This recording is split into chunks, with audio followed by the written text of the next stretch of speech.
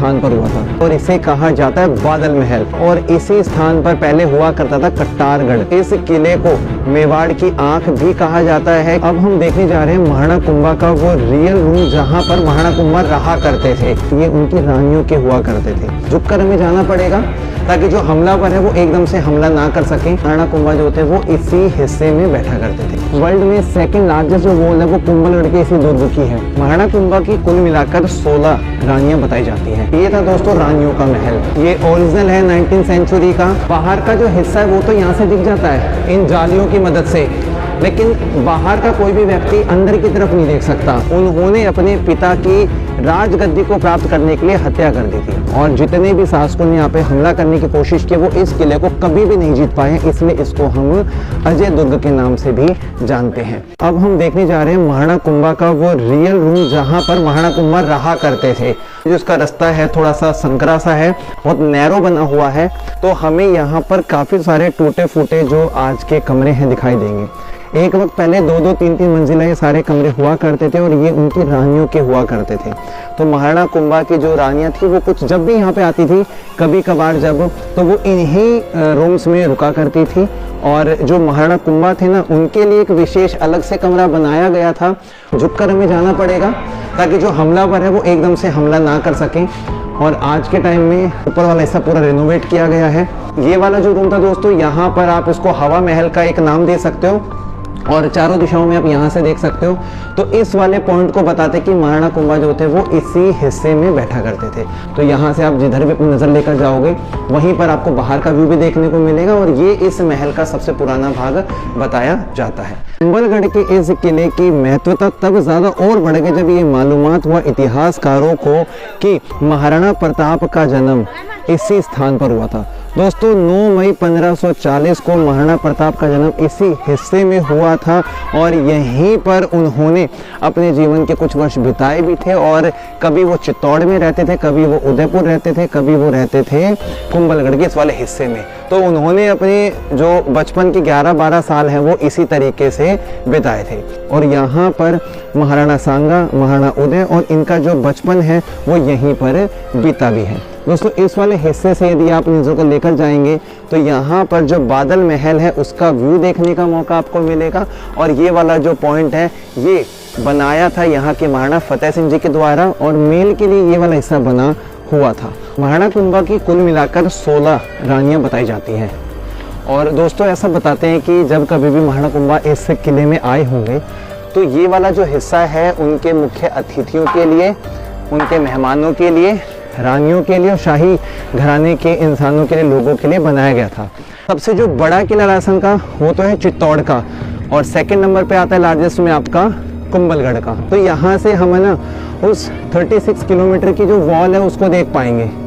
तो आप इन पहाड़ों के ऊपर अलग अलग हिस्सों में बनी हुई जो इसकी बाउंड्री वॉल है 36 किलोमीटर की, चाइना की सबसे लंबी जो वॉल है, उसके बाद में पूरे वर्ल्ड में सेकंड लार्जेस्ट जो वॉल है वो कुंभलगढ़ के इसी दुर्ग की है। और भारत में नंबर 1 पर आती है यहाँ की जो ये बाउंड्री वॉल है। जो मेवाड़ का भाग था उसी हिस्से को जब छोड़कर यहाँ पर महाराणा लोग आए तो उनके साथ में 15,000 लोगों की सेना तैयार थी जिन्होंने इस पूरे दुर्ग को बनाया भी था। और ऐसा बताते हैं कि 36 अलग अलग प्रकार की जातियों के लोग थे। तो इसीलिए एक निर्णय लिया गया कि इसकी जो बाउंड्री वॉल होगी वो 36 किलोमीटर की होगी। इस वाले हिस्से को हम बोलते हैं फीमेल का पोर्शन। और यहाँ पर जो भी प्रोग्राम वगैरह हुआ करता था ना, सो इस वाले हिस्से में बैठकर वो लोग प्रोग्राम को देखा करते थे। यहाँ पर एक छोटा सा मंदिर बनाया गया है और आप जब इनके कमरों को देखेंगे तो वहाँ पर कुछ आज के समय में आर्ट है, इसको बिल्कुल भी रिस्टोर नहीं किया गया। ये ओरिजिनल है 19वीं सेंचुरी का। यहाँ वाला जो हिस्सा है ये भी फीमेल्स के लिए था और त्रिपोलिया जैसे इसकी शेप बनाई गई है दरवाज़ों की। यहाँ पर आप हाथी को शेर के साथ लड़ते हुए, हाथी का युद्ध घोड़े के साथ में लड़ते हुए देख सकते हैं।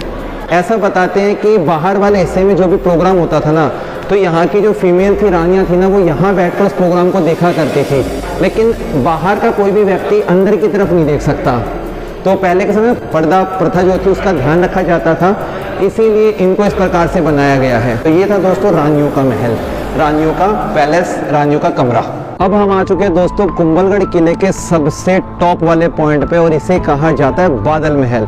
ये वाला जो हिस्सा है ये यहाँ के महाराणा फतेह सिंह जी के द्वारा बनवाया गया था और इसी स्थान पर पहले हुआ करता था कट्टारगढ़। और दोस्तों यहाँ पर आप इस हिस्से को जो देख रहे हैं ये पूरा जो पोर्शन है ये यहाँ के मेल शासकों के लिए, उन लोगों के लिए हुआ करता था। इस वाले हिस्से से सामने की तरफ बनी अरावली पर्वत को देख सकते हैं और इन्हीं पर्वतों में इस प्रकार की जो आपको यहाँ की 36 किलोमीटर की जो वॉल है वो देखने को मिल रही है। और दोस्तों इस किले को मेवाड़ की आंख भी कहा जाता है क्योंकि इस किले की ऊंचाई से हम यहाँ के दूर दराज के सारे क्षेत्रों को देख सकते हैं। सामने का जो प्लेन आपको हिस्सा दिखाई दे रहा है वो तो है दोस्तों मारवाड़ का और पहाड़ की इधर वाली सीमा का जो क्षेत्र है ये है मेवाड़ का। तो यहाँ के महाराणा कुंभा जी ने इस हिस्से को दो भागों में बांट दिया था, एक मारवाड़ की तरफ, एक मेवाड़ की तरफ। इसी स्थान को कहा जाता है जहाँ पर महाराणा प्रताप का जन्म हुआ था। आज के वक्त में ये वाला जो हिस्सा है वो बंद है और इसे हम बोलते हैं बादल महल का ही भाग। आज के टाइम में यहाँ पे लोगों की आवाजाही नहीं है क्योंकि इस वाले हिस्से को बंद कर दिया गया है।